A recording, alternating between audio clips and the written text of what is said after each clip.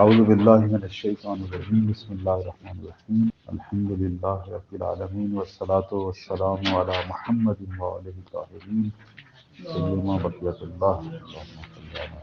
ہماری گفتگو کا موضوع کتاب شریف غیبت نعمانی باب چہارم ہے۔ اس میں آخری حدیث کی تلاوت ہوئی کی خدمت میں، وہ ویسے تو 51 نمبر حدیث ہے، لیکن اس باب کی جو ہے وہ 30 نمبر حدیث تھی جس کی قرأت ہوئی تھی۔ اس کے بعد جناب نعمانی نے ایک باب جو ہے، یعنی باب کے اندر ایک نیا باب جو ہے وہ ائمہ اثنا عشر کے موضوع پر شروع کیا۔ حدیث اثنا عشر جو ہے یہ بنیادی طور پر اہل تسنن کے اندر یہ حدیث بیان ہوئی ہے بڑی کثرت کے ساتھ، اور صحیح بخاری، صحیح مسلم میں، اسی طرح سنن داؤد، سنن نسائی، سب کے اندر یہ حدیث موجود ہے۔ حدیث اثنا عشر کو کیوں ذکر کیا جناب نعمانی نے کتب عامہ سے، اہل تسنن کی روایات سے؟ کیونکہ آپ اگر غور فرمائیں باب چہارم جو ہے وہ ائمہ اثنا عشر پر ہے، یعنی جناب نعمانی جو ہیں وہ شیعہ طریق سے 12 اماموں کو ثابت کر رہے ہیں اس باب میں۔ تو اپنی اس بات کی تائید میں اہل تسنن سے بھی انہوں نے حدیث اثنا عشر کو ذکر کیا کہ اس موضوع میں ہم شیعہ تنہا نہیں ہیں، صرف یہ شیعوں کا عقیدہ نہیں ہے کہ امام جو ہیں 12 ہیں،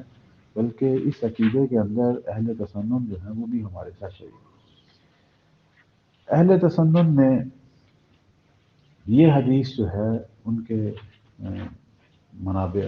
جو ہیں حدیث، اس میں یہ کثرت سے آئی ہے حدیث اثنا عشر معروف ہے، بڑی پرانی بات ہے۔ میں نے اس میں ایک دفعہ اس کی اسناد جو ہے وہ جمع کی تو وہ 47 سے زیادہ اسناد تھیں جب میں نے اس پہ کام کیا تھا، آج سے کوئی 15-20 سال پرانی بات ہے۔ حدیث اثنا عشر کئی اعتبار سے اہم ہے۔ ایک اس اعتبار سے اہم ہے کہ امامیہ کا جو موقف ہے کہ امام 12 ہیں اس کی تائید ہوتی ہے، اور دوسرا جو ہے آپ کی خدمت میں عرض کریں، حدیث اثنا عشر کے اندر وہ تمام چیزیں موجود ہیں جو ہمارے اس عقیدہ اثنا عشر اور خود عقیدہ مہدویت کو ثابت کرتی ہیں۔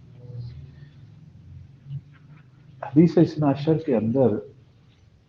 متون کا جو اختلاف ہے اس میں کچھ اس طرح کہانی ہے کہ مثلا بعض جگہ پہ راوی یہ کہتا ہے کہ رسول اللہ نے فرمایا کہ میرے بعد 12 خلیفے ہیں، ایک دفعہ فرمایا میرے بعد 12 امیر ہیں، ایک دفعہ فرمایا میرے بعد 12 نقیب ہیں، ایک دفعہ فرمایا میرے بعد 12 ولی ہیں، والد کا لفظ آیا وہی حاکم کے معنی میں، مختلف یعنی اس کے متون ہیں۔ پھر بعض جگہ پہ فرمایا کہ یہ سارے جو حاکم ہیں یا خلیفے ہیں یا اوصیاء ہیں یہ کلہم من قریش۔ ایک جگہ پر فرمایا البتہ یہ جو حدیث جو ابھی میں جس کی طرف اشارہ کر رہا ہوں یہ ان کی سیاستہ میں نہیں ہے، یہ بعد والے منابع میں ہے، جیسے کہ فایت طالب ہے یا یونافی میں ہے۔ اس میں فرمایا کہ میرے بعد جو ہیں وہ 12 امام ہیں، اولہم علی و آخرہم المہدی۔ اور پھر بعض کے اندر جو ہیں البتہ وہ بھی اہل تسنن کی روایات ہیں جس میں انہوں نے حدیث جابر آ جاتی ہے جس میں انہوں نے 12 ائمہ کے نام لیے، لیکن اہل تسنن جو ہیں ان منابع والی احادیث کو نہیں مانتے، ہے ان کے اپنے ہی ہیں، وہ اہل تسنن ضعیف ہیں، سیاستہ کی احادیث کو اہمیت دیتے ہیں، بالخصوص صحیح بخاری اور صحیح مسلم۔ صحیح بخاری اور صحیح مسلم میں بھی حدیث اثنا عشر موجود ہے، 12 کی حدیث موجود ہے، لہذا مجموعی طور پر یہ حدیث سند کے اعتبار سے درست ہے۔ کیونکہ میں نے جب اس پر کام کیا تھا تو دو حدیثوں کی سند پر کام کیا تو دونوں کی سند درست ثابت ہوئی، اور ویسے بھی صحیح بخاری اور صحیح مسلم کے اندر اگر کوئی حدیث موجود ہو عام طور پر اہل تسنن جو ہیں اس کی سند کو قبول کرتے ہیں، اسے صحیح سمجھتے ہیں۔ لیکن اس کے باوجود میں نے صحیح بخاری صحیح مسلم سے 2 حدیثیں لی اور ان کی سند پر کام کیا، دونوں سندیں اہل تسنن کے نزدیک ٹھیک ہیں۔ اب جب میں نے اس کے متون پہ کام کیا تو اس میں ایک تو یہ لفظ مختلف انداز سے آیا کہ میرے پاس 12 امام ہیں، 12 خلیفے ہیں، 12 وصی ہیں، 12 ولی ہیں، وال ہیں، 12 حاکم ہیں، 12 نکیم ہیں، اور ایک جو ہے اس میں یہ بھی آیا کہ سب کے سب قریش سے ہیں، بعض میں آیا کہ سب کے سب جو ہیں وہ بنی کعب، وہ بھی جو قریش کے بزرگ تھے ان سے ہیں، بعض میں آیا کہ بنی ہاشم سے ہیں۔ پھر ان کے بعد کیا ہے، اس کے بعد بھی ہم دیکھتے ہیں الفاظ مختلف ہیں، بعض حدیث میں ہے کہ ان کے بعد ثم الساعہ، اس کے بعد قیامت ہے، بعض میں آیا کہ ثم الحرج والمرج، اس کے بعد حرج و مرج ہے، بعض میں آیا ہے کہ اس کے بعد جو ہیں وہ آفات ہیں، وہی قیامت کی نشانیاں جو ہیں ان کی طرف اشارہ ہے، بعض میں جو ہے وہ یہ آیا ہے کہ یہ خلیفے جو ہیں ایک دوسرے کے پیچھے آگے پیچھے ہیں، یعنی متواتر ہیں، ان کے درمیان فاصلہ زمانی نہیں ہے، اس طرح مختلف ان کے متون جو ہیں ان کے اندر یہ تفاوت موجود ہے۔ اور خود اہل سنت جو ہیں احادیث اثنا عشر کے مد مقابل یہ کئی گروہوں میں تقسیم ہو گئے۔ اکثر اہل سنت جو ہیں وہ یہ سمجھتے ہیں کہ حدیث اثنا عشر کا جو اطلاق ہے وہ پہلے 4 یا 5 خلفۂ راشدین اور اس کے بعد بالترتیب جو بنی امیہ کے حاکم ہیں ان پر ہوگا، وہ اکثر یہی سمجھتے ہیں۔ پھر ان میں سے ایک گروہ جو ہے وہ کہتے ہیں کہ نہیں، بنی امیہ سے ملوکیت شروع ہوئی ہے، یہاں لفظ سے جو ہے وہ خلیفہ ہے یا امام ہے، تو وہ کیا کرتے ہیں بنی امیہ اور بنی عباس کے کچھ خلفاء جو ان کے نزدیک صحیح ہیں ان کو وہ دیتے ہیں۔ کچھ جو ہیں وہ شروع ہی بنی امیہ سے کرتے ہیں، جیسے اہل حدیث وہ شروع ہی بنی امیہ سے کرتے ہیں، کہتے ہیں اس طرح عدد پورا نہیں ہوتا، چونکہ اگر ہم خلفۂ راشدین کو ملائیں گے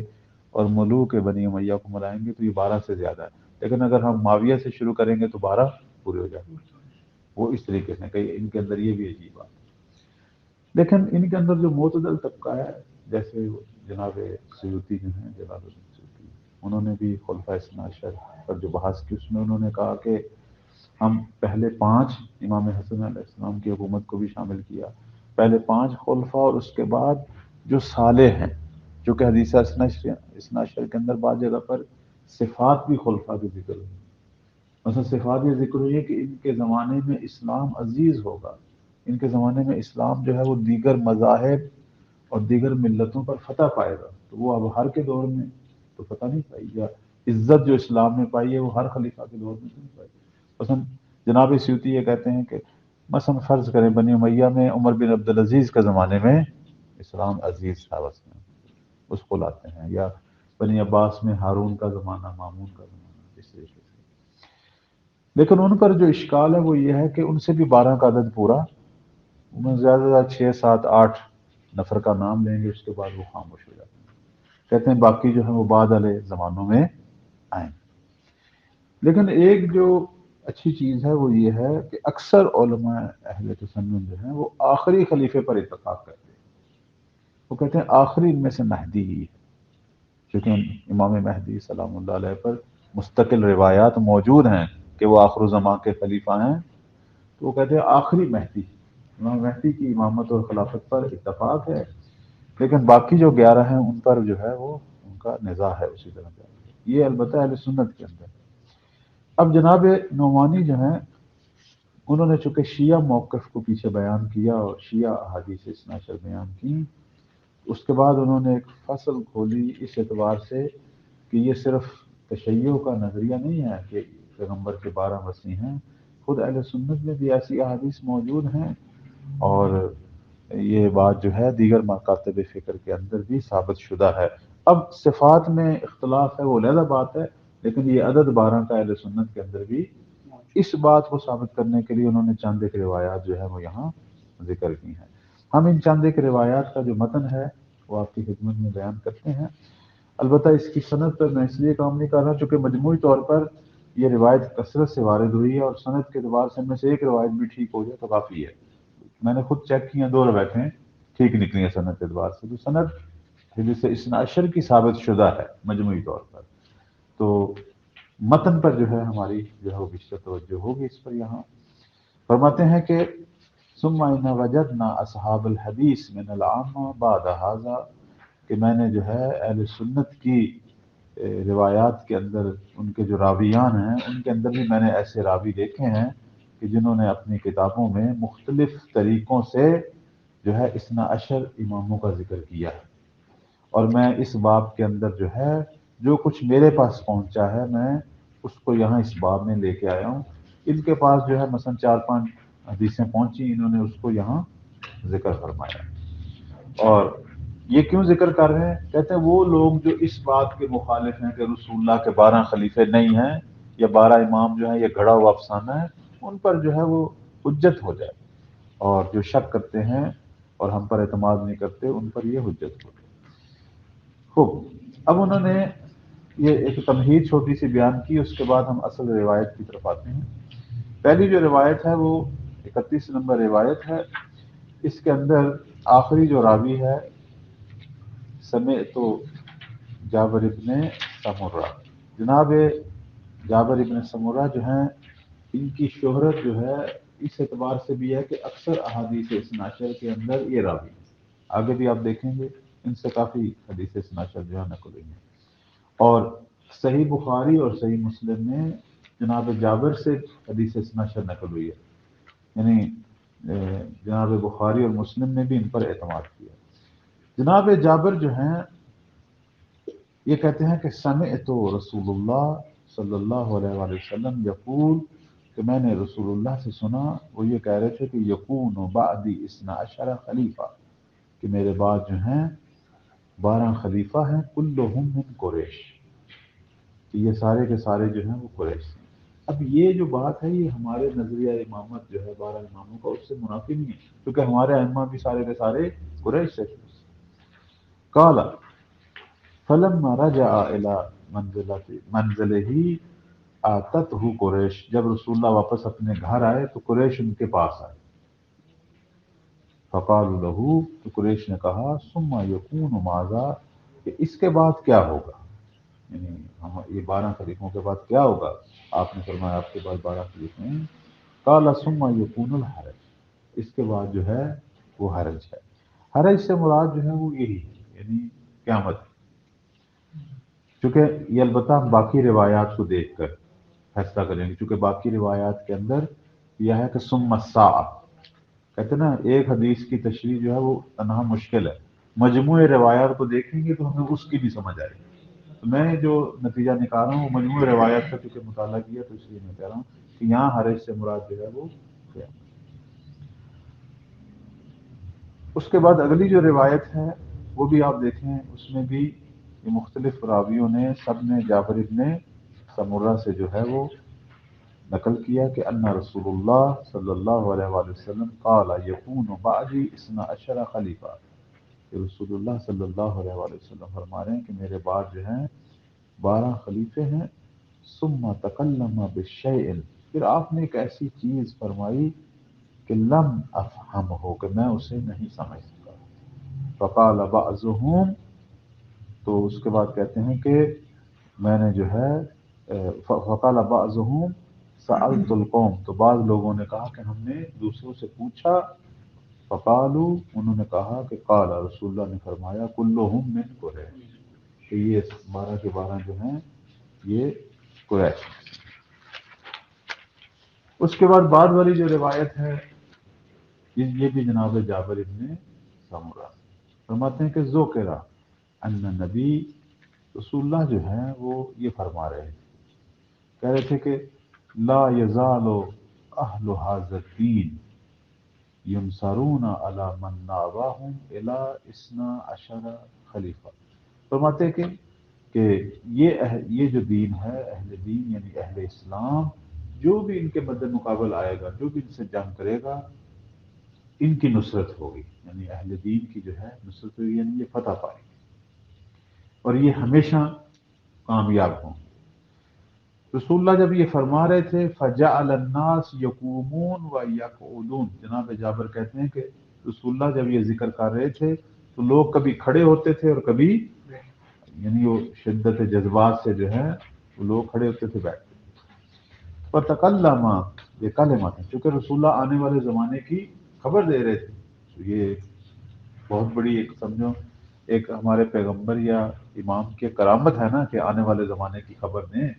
تو یہ آپ میرے پاس 12 خلیفے ہیں اور آپ لوگوں نے ہمیشہ عظمت پانی ہے اور ہمیشہ فتح پانی ہے، تو لوگوں کو جوش آ رہا ہے۔ کہتے ہیں وَتَكَلَّمَ بِكَلِمَةٍ، اس کے بعد رسول اللہ نے ایک کلمہ فرمایا، ایک جملہ کہا کہ لم افہمها، کہ میں نے اسے جو ہے وہ نہیں سمجھا.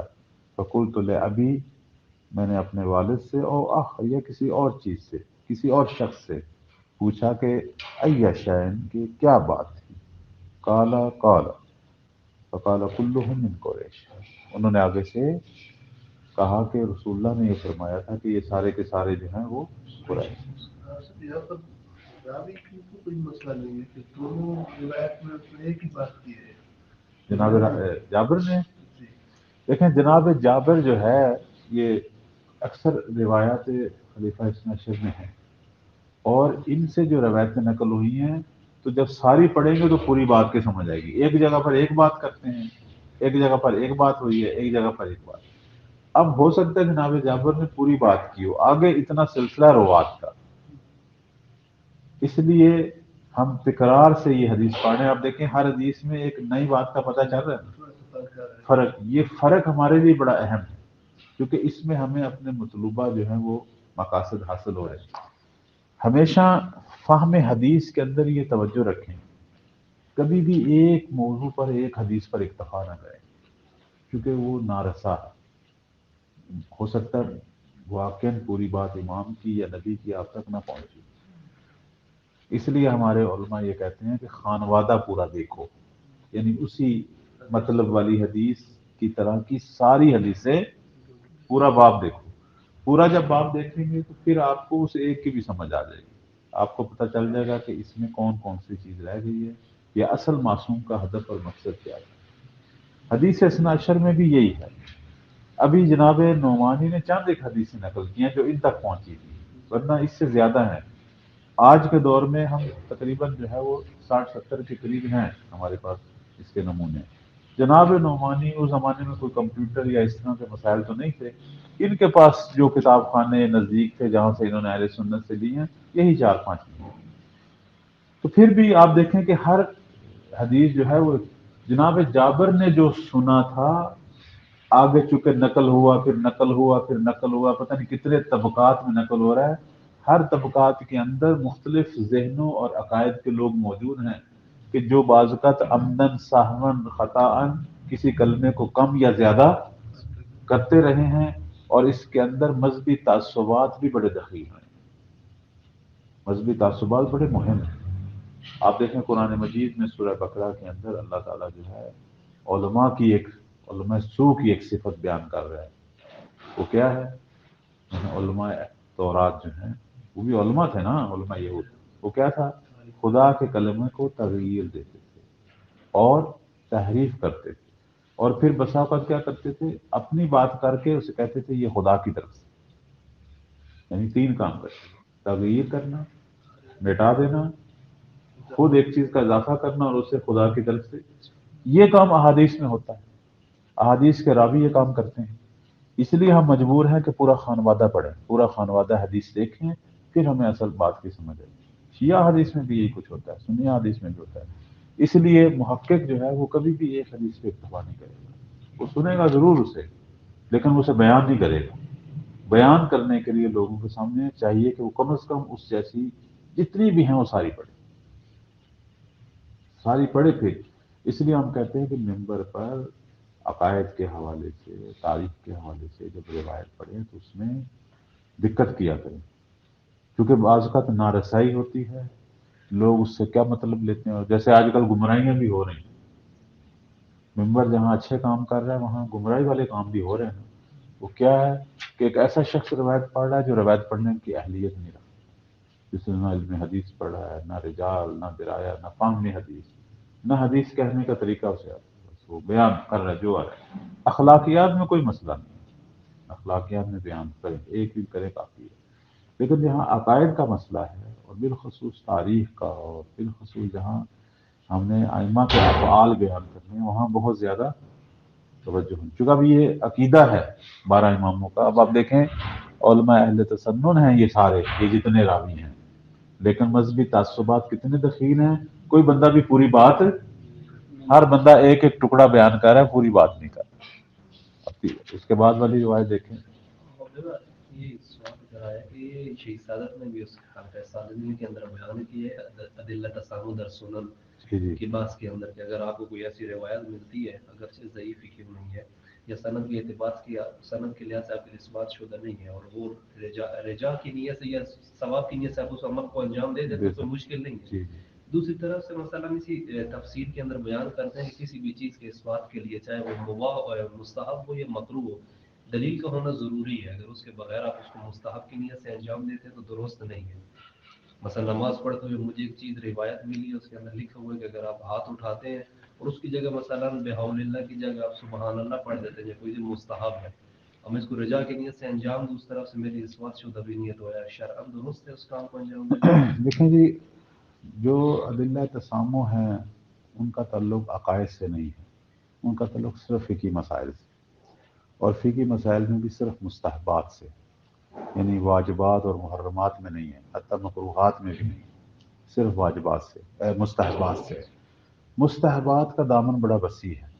اس لیے ہمارے اکثر فقہا جو ہیں وہ مستحبات والی روایات میں زیادہ دقت نہیں کرتے. کیوں؟ کیونکہ وہ از اول واجب ہی نہیں ہے, اور وہاں وہ اگر کوئی چیز سند کے اعتبار سے درست ثابت ہو تو وہاں وہ استحباب کو حکم دیتے, ورنہ وہ کہتے ہیں قصد رجا ہی کافی, وہ اسی تسامح والے میں. اور ہے بھی ایسے ہی ہے کہ ایک کام جو بذات خود منافی نہیں ہے ہمارے کسی اور عمل سے, کسی اور عقیدے سے, قرآن کے یا جو صحیح روایات ہے اس کے منافی نہیں ہے. ایک تسبیح زیادہ پڑھنی ہے, ایک ذکر زیادہ پڑھنا ہے, اگر میں تحقیق کروں ہو سکتا ہے ثابت نہ ہو سکتا ہے ثابت ہو, شک یعنی دونوں چیزیں, لیکن میں رجا کی نیت سے پڑھ لوں, ثواب کی نیت سے کہ پروردگار چونکہ بالآخر منسوب تو ہے نا ان سے, میں ثواب کی, تو اس میں یہ ایک نظر ہے, بتا سب کی نہیں ہے, ایک نظر ہے کہ ہاں اگر آپ اس نیت سے پڑھ لیں یا یہ تسامح کر لیں تو یہ تسامح ٹھیک ہے, لیکن یہ تسامح واجبات, محرمات اور مکروہات میں ہمیں اجازت نہیں ہے. ایک تو یہ. دوسرا ہے کہ ہم یہ تسامح عقائد کی بحثوں میں نہیں کر سکتے, نہ یہ تاریخ میں کر سکتے, کیونکہ وہاں جو ہے عقیدہ یا امام کا ایک تاریخی عمل زیر سوال آ جائے گا, وہاں نہیں کر سکتے. صرف فقہی مسائل کے اندر جہاں ہمارے اپنے اعمال ہیں اس کے اندر مستحبات کی حد تک ہم کر سکتے. اس میں یہ ہوگا کہ اگر فرض کرے وہ عمل, وہ چیز معصوم نے نہ بھی کہی ہو, لوح محفوظ پہ نہیں ہے, لیکن میں نے چونکہ قصد رجا سے کی, اور آپ کو پتہ ہے کسی اچھے عمل کی نیت کرنے کا بھی ایک ثواب ہے, چاہے آپ نے وہ عمل, تو یہاں بھی ایسا, یہاں تو باقاعدہ اس نے عمل بھی کر لیا, کیونکہ وہ جو بھی کام کر رہا ہے بذات خود وہ ٹھیک ہی ہے, ایک ذکر ہے وہ ٹھیک ہے, ایک نافلہ ہے وہ ٹھیک ہے, یہ مستحبات کے دائرے میں ہے. اور ہم دیکھتے ہیں واقعی یہ حقائق ہیں کہ مستحبات میں بھی آپ خارج کی جب آواز میں جائیں گے اس میں مستحبات کے اندر زیادہ فقہا جو ہے وہ نہیں کرتے, توقف نہیں کرتے, گزر جاتے ہیں اس میں. جو 34 نمبر روایت ہے اس میں آپ دیکھیں راوی جو آخری وہ چینج ہو گئے ہیں, جناب ربیہ بن سیف کہتے ہیں کہ کننا عند شفیل اسبحی, جناب کہتے ہیں کہ ہم جو ہیں ان کے پاس تھے جناب شفیل اسبحی, انہوں نے کہا کہ سمعت عبداللہ بن عمر یقول, سمعت رسول اللہ صلی اللہ علیہ وسلم یقول یکون خلفی اثنا عشر خلیفہ. حدیث اثنا عشر کے سب سے مشہور راوی تو جناب جابر ابن سمرہ ہے, لیکن اس کے علاوہ عبداللہ بن عمر نے بھی یہ روایت نقل کی ہے, خود امیر المومنین سے بھی یہ روایت نقل ہوئی, اور بھی راوی ہیں, لیکن وہ راوی جس نے کثرت سے روایت نقل ہوئی ہے وہ جناب جابر یہ کہ جناب عبداللہ ابن عمر جو ہیں وہ بھی کہہ رہے تھے کہ میں نے رسول اللہ سے سنا ہے کہ وہ فرما رہے تھے کہ میرے بعد 12 خلیفے. پھر اگلی روایت جو ہے اس میں بھی آپ دیکھیں, اس میں بھی جناب عبداللہ ابن عمر ہیں, وہ کہتے ہیں راوی جو ہے مد مقابل کہتے ہیں کہ یا ابا طفیل, کہ اے ابا طفیل جو ہے رسول اللہ کے بعد جو ہیں بنی کعب بن لوئی کہ جو جد ہیں قریش کے, کہ قریش چونکہ قریش ہے نا, کہ قریش سے 12 کے قریب جو ہیں وہ یعنی گن کے 12 کے قریب خلفاء ہیں, کہ ثم یکون نکف و نکاف, اس کے بعد جنگ و جدال ہے, یعنی 12 خلیفہ آئیں گے، اس وقت تک اسلام عزیز ہے، نصرت پائے گا، لیکن اس کے بعد جو ہے وہ جنگ و جدال۔ اس کے بعد اگلی جو روایت ہے اس میں بھی آپ دیکھیں، یہ پھر جناب جابر ابن سمرہ سے ہے، فرما رہے ہیں کہ یقول لا یزال ھذا الامر ظاہرا لا یضرہ من ناواہ حتی یکون 12 خلیفہ کلہم من قریش۔ فرماتے ہیں کہ یہ امر اسی طرح رہے گا، یعنی اسلام اسی طرح عزیز رہے گا بظاہر، اور جو بھی اسلام کے مد مقابل من ناوا ہو، جو اس کے مد مقابل جنگ کریں گے وہ اسے نقصان نہیں پہنچائیں گے، یہاں تک کہ قریش میں سے 12 خلیفے گزر جائیں، یعنی قریش سے 12 خلیفے۔ اس کے بعد والی جو حدیث ہے وہ اس میں آپ دیکھیں کہ یہ ابن مسعود ہیں جو اس کے راوی ہیں، ان سے کسی شخص نے جو ہے وہ سوال کیا، فقال له رجل حدثکم نبیکم کم یکون بعدہ من الخلفاء۔ ایک شخص نے آ کے ابن مسعود سے کہا کہ آیا آپ سے آپ کے پیغمبر نے اپنے بعد آنے والے خلفاء کے بارے میں کوئی بات کی ہے؟ فقال نعم، ہاں کی ہے۔ وما سألنی عنہا احد قبلک، کہتے ہیں کہ تم سے پہلے کسی نے یہ مجھ سے سوال نہیں کیا، تم پہلے آدمی ہو جس نے مجھ سے سوال کیا۔ فَإِنَّكَ لَأَحْدَثُ الْقَوْمِ سِنًّا، اور تو جوان بھی ہے، یعنی میرے بوڑھے بوڑھے لوگوں میں تو جوان ہے۔ سمعتہ، میں نے رسول اللہ سے سنا ہے کہ یقول، فرمایا ہے کہ یکون بعدی عدۃ نقباء موسیٰ، کہ میرے بعد جو ہیں موسیٰ کے نقیبوں کی تعداد کے برابر۔ اب دیکھیں نا، یہاں تھوڑا سا چینج ہو گیا، یہاں خلفاء کی ایک حیثیت سمجھ آ رہی ہے، وہ کیا ہے کہ یہ خلفاء جو ہیں یہ حضرت موسیٰ کے نقیبوں کی تعداد کے مطابق ہیں، یعنی تھوڑا سا ان کا معیار بلند ہو گیا، یعنی عام بادشاہ نہیں ہے، جس طرح کا مقام حضرت موسیٰ کے نقباء کا تھا اسی طرح کا مقام ان کا ہے۔ اور حضرت موسیٰ کے جو نقباء ہیں وہ سارے کے سارے حجج الہی تھیں، سارے کے سارے معصوم تھے۔ حضرت موسیٰ کے بعد قوم موسیٰ میں 12 نقیب آئے، جی جی، یعنی 12 بعد والے جو ہیں، البتہ یہ سارے انبیاء تھے، حضرت شمون بھی نبی تھے، لیکن یہ وہ نبی تھے کہ جو ایک بڑے پیغمبر اولد پیغمبر کے وصی کے طور پر پیش ہوئے، اور نقیب تھے، یعنی وہی شریعت موسیٰ کو ہی جاری رکھا، اس کے اندر کوئی تبدیلی نہیں۔ یہ اگر نقباء ناقب کی جمع ہے، صفت مشبہ کی جمع ہے، نقیب سے ہے، نقیب سے ہے۔ نقیب کا مطلب نقیب جو ہے ایک یوں سمجھنے کہ ایک استعارہ ہے، ہم جو ہیں ویسے تو صاحب نقاب کو کہتے ہیں، یعنی وہ سمجھنے کے جو حرمت رکھتا ہو، کیونکہ اسلام کے اندر بھی یہ اصطلاح کافی استعمال ہوئی ہے، یعنی صاحبان عزت، صاحبان حرمت، جیسے ہم آپ کی خدمت میں عرض کریں، یوں کہہ لیں کہ وہ آدمی جو پروردگار کی طرف سے کچھ امور رکھتا ہے اور وہ امور سے وہی مطلع ہے، باقی مطلع نہیں ہے، اس اعتبار سے اسے نقیب کہتے ہیں کہ لوگوں کو دعوت دیتا ہے، یعنی یوں سمجھ لیں کہ اصل معنی وہی نقاب اور نقیب، کوئی فرق نہیں آپس میں، یعنی وہ جو خدا کی طرف سے پوشیدہ امور کے مالک ہوں، صاحب اسرار ہوں، اس اعتبار سے ان کو چھپاتے ہیں، صرف اس کے اہل کے لیے ظاہر کرتے ہیں۔ تو ہمارے ائمہ کو بھی نقیب کا لقب ملا ہے، حتیٰ کہ ہم دیکھتے ہیں کہ ائمہ کے جو اصحاب تھے جو ان کے اسرار، ائمہ کے اسرار کو محفوظ رکھتے تھے، ان کو بھی یہ فلاں امام کا نقیب ہے، اس اعتبار سے بھی کہا جاتا ہے۔ ایک قسم کا دربان بھی کہا جا سکتا ہے،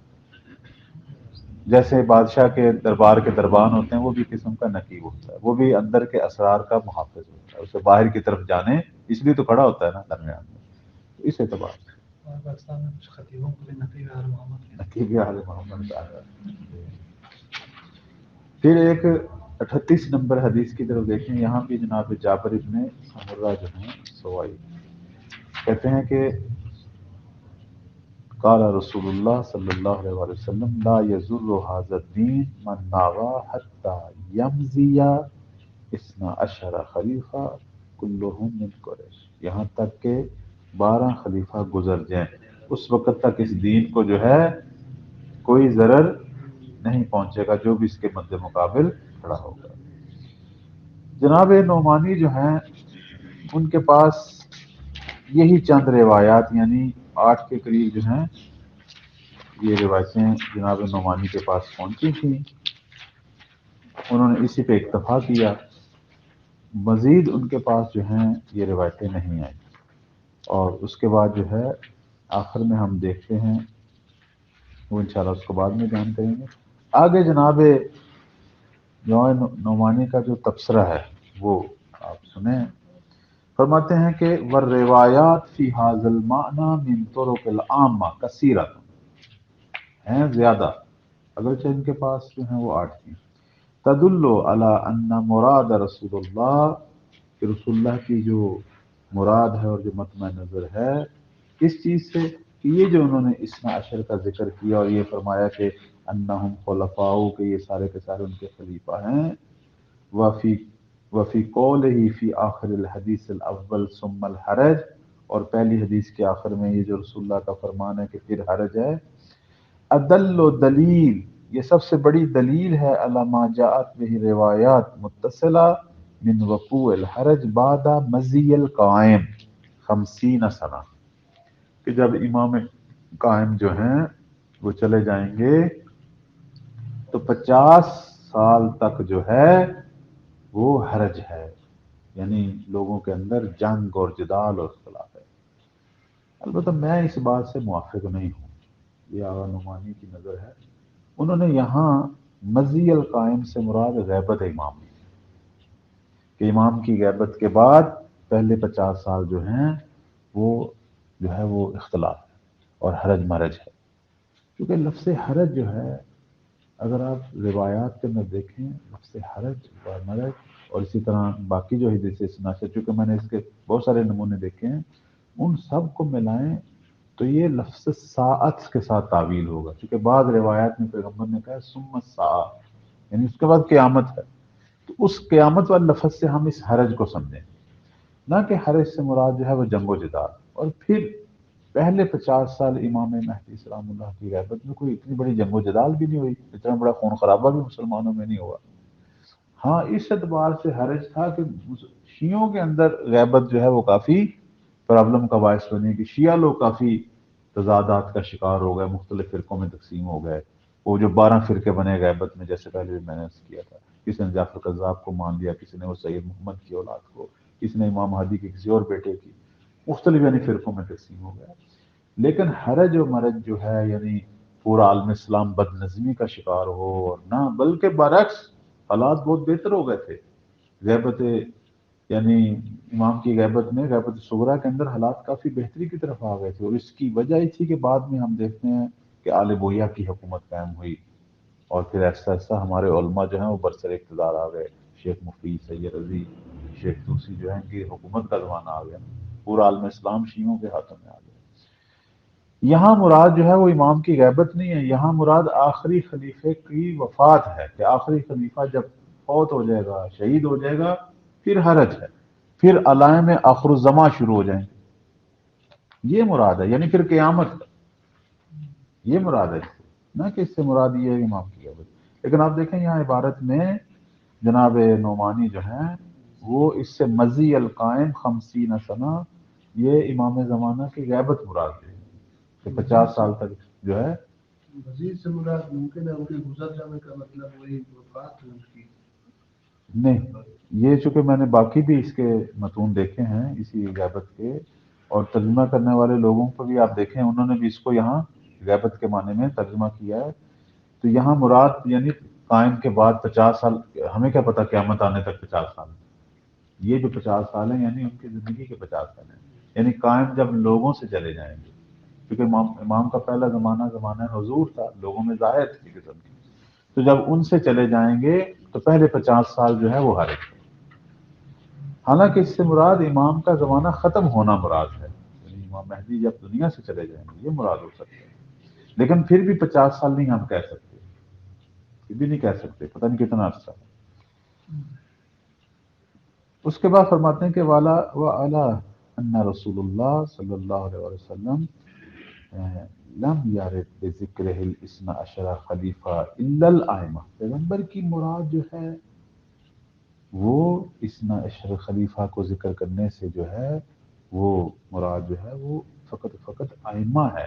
نہ اس سے مراد ملوک یا حاکم ہے، کہ لوگ جیسے سنی لوگ جو ہیں اس سے مراد جو ہیں وہ کیا لے رہے تھے، بنی عباس بنی امیہ کے حاکم یا یہ خلفۂ راشدین، لیکن یہ مراد نہیں ہے۔ الا الائمۃ الذین هم خلفاء، اس سے مراد جو ہیں وہ ائمہ ہیں کہ جو رسول اللہ کے خلیفہ ہیں۔ اس کے بعد آگے انہوں نے ایک اور چیز کی طرف اشارہ کہتے ہیں، اذ کان قد مضى من عدد الملوک الذین ملکوا بعدہ منذ کون امیر المومنین الی هذا الوقت اکثر من 12،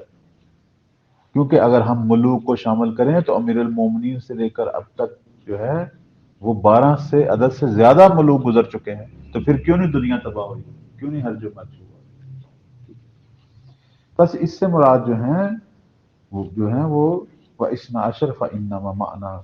قول رسول اللہ فی الاثنا عشر النص علی الائمۃ الاثنا عشر الخلفاء الذین هم مع القرآن والقرآن، اس سے مراد وہ اثنا عشر ہیں کہ جو رسول اللہ جو ہمارے مکتب کی احادیث میں بھی آئے ہیں کہ جن کے ساتھ قرآن ہے اور قرآن ان کے ساتھ ہے، لا یفارقونہ حتی یردوا علیہ حوضہ، کہ یہ کبھی بھی آپس میں ایک دوسرے سے جدا نہیں ہوں گے یہاں تک کہ رسول اللہ کے پاس حوض پر وارد ہوں گے۔ کہ الحمدللہ علی اظہار حجت الحق، یہ انہوں نے چند ایک روایات ذکر کرنے کے بعد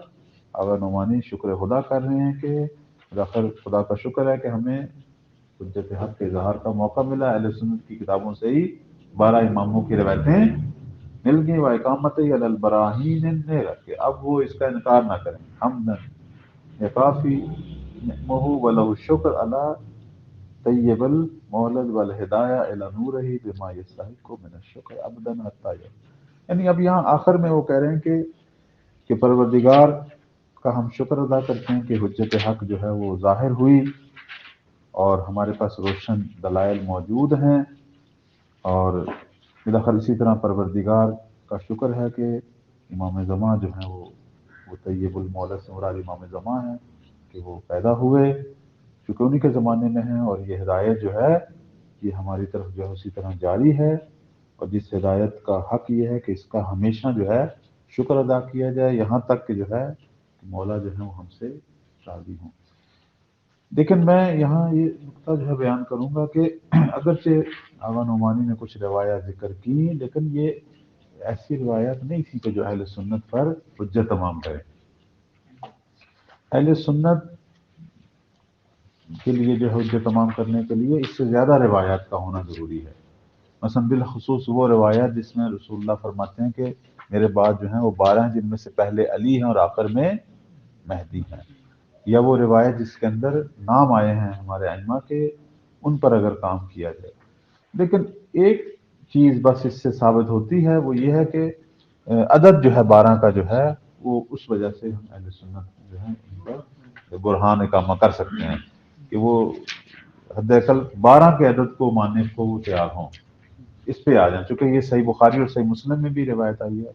تو 12 کا عدد جو ہے وہ لامحالہ مانے۔ اب وہ 12 کون ہے اس کو پھر وہ خود ڈھونڈیں، ٹھیک ہے۔ تو 12 کے عدد کی حد تک جو ہے حجت کا اظہار ہوا ہے، لیکن میں نے عام طور پر یہ دیکھا ہے کہ اکثر جو ہیں اہل سنت کے علماء وہ ان حدیث خلفاء سے بھاگتے ہیں، یا تو اس کا انکار کریں گے، کہیں گے ضعیف ہے، لیکن جب ہم کہیں گے پھر یہ صحیح بخاری اور صحیح مسلم میں بھی آئی ہے، پھر کہیں گے ہاں آئی تو ہے، 12 کا جو ہے عدد وہ تا قیامت پورا ہوگا، پھر وہ اس کی نظر لے آتے ہیں، یا پھر اہل حدیث جیسے ہیں وہ کہتے ہیں جی یہ پورے ہو بھی گئے ہیں، بنی امیہ کے زمانے میں پورے ہو گئے تھے، بعد میں بنی عباس آئے، ہرج و مرج ہو گیا، اور پھر جو ہے یہ اس کے بعد والا زمانہ ہے، رسول اللہ کی بات جو ہے وہ آخری جو خلیفہ تھا بنی امیہ کا مروان حمار، اس تک جو ہے یہ روایت، وہ اس طرح کر کے اس کو ٹھیک کر دیتے ہیں، یعنی لیکن وہ دلچسپ اس لیے نہیں ہے چونکہ بعض ایسی روایتیں ہیں جس میں رسول اللہ نے فرمایا کہ یہ جو خلفاء ہیں یہ صالح ہیں، یہ اللہ کے نیک بندے ہیں، تو اب بنی امیہ کے سارے لوگ صالح بھی نہیں تھے، تو اس اعتبار سے یہ پھنس گئے، اور 8 ان کے اندر نظریے بنے، لیکن آج تک ان سے یہ پیچیدگی حل نہیں ہو سکی، اس اعتبار سے ہم ایک مضبوط حجت رکھتے ہیں کہ بھئی 12 کو مانو، چونکہ صحیح بخاری سے مسلم ہے، پھر ثابت کرو. ثابت نہیں ان سے ہوتی، ثابت میں آ کے یہ پہنچاتے ہیں. اس اعتبار سے آغا نعمانی کی بات ٹھیک ہے کہ بالاخر ہم نے ایک 12 کا عدد جو ہے ان کے لیے پیش کیا. سب سنی راوی ہیں. نہیں، یہ سب اہل تسنن کے راوی ہیں. جی جی، سب سنی راوی ہیں اور اہل سنت کے نزدیک یہ حدیث صحیح بھی ہے. ہاں جی.